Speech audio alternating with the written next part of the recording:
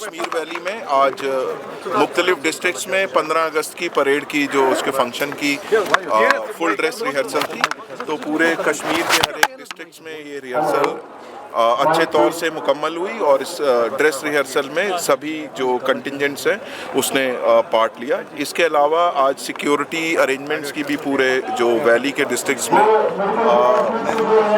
Security की drill rehearsal थी, तो वो भी अच्छे तौर से मुकम्मल तौर से वो ख़त्म हुई है। इसके अलावा यहाँ शहर श्रीनगर में जो कि मेन प्रोग्राम होता है और उसमें वीवीआईपी यहाँ पे सैल्यूट लेते हैं, तो उसके मद्देनज़र श्रीनगर पुलिस ने यहाँ पे मल्टी टियर अरेंजमेंट्स करे हैं, जिसमें जम्मू कश्मीर पुलिस और सेंट्रल आर्म पुलिस फोर्स के जो कंटिजेंट्स हैं इसको मल्टीपल टियर सिक्योरिटी अरेंजमेंट्स प्रदान करेंगे।